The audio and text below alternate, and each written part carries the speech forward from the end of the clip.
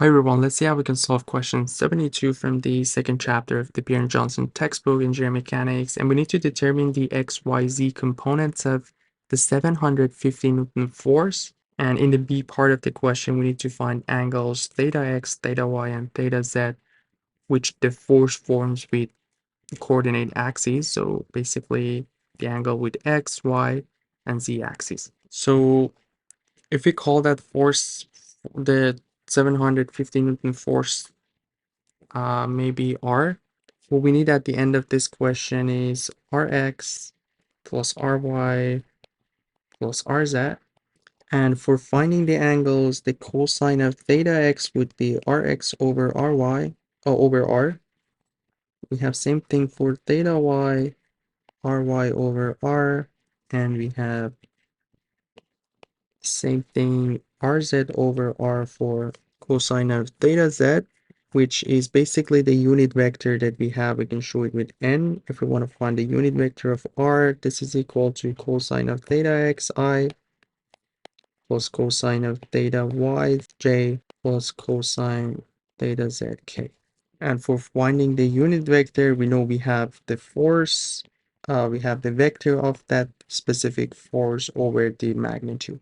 So that's where this is coming from, and how we can find theta x, theta y, and theta z. Well, let's see how we can find the component of this force r. So if you project that force r onto yz plane, which would be same as this force in here. So we have a right triangle in here, and for finding this side, we know we have our sine of 35 degrees, and will be the same in here to have our sine of 35 degrees. And once we have that, we can break it down to x and y. Again, same thing.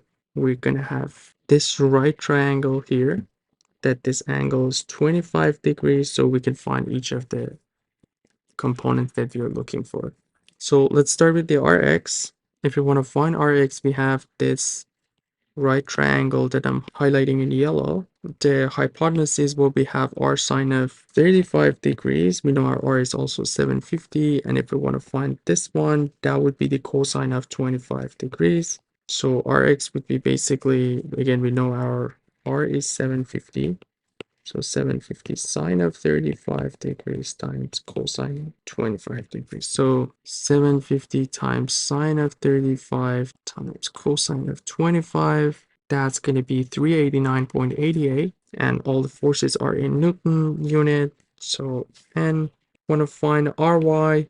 Let's do Rz first because it's easier. We have in the same triangle, the yellow triangle, and our Rz would be this time. Again, hypotenuse r sine of 35 degrees times this one we are looking for this side, which would be our z. And again, these are all positive since we are in the positive side of xyz. This time it will be times sine of 25 degrees. So 750 times sine of 35 times sine of 25. This is gonna give us 181.80 newtons.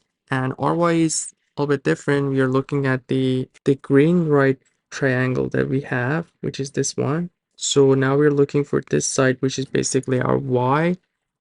That was our sine of 35. This will be our cosine of 30. So pretty easy. Our cosine of 35 degrees, which would be 750 cosine of 35. So 750 cosine of 35, and that's going to be 614.36. So this was the A part of the question where we needed to find Ry, Rx, Rx, Ry, Rz. And as I mentioned, finding the angles is pretty easy. You need these formula that we need to memorize, which is coming from our unit vector. So cosine of theta x is equal to 389.88 divided by r, which was 750. So theta x would be basically cosine inverse of this value. So cosine inverse of 389.88 divided by 750. So that's going to be 58.68. Cosine of theta y would be 614.36 divided by 750. So theta y would be by 750, that's going to be 35 degrees. And cosine of theta z would be 181.80 divided by 750. Again, rz over r. So theta z in here would be cosine inverse of 181.8 divided by 750. And that's going to give us 75.97.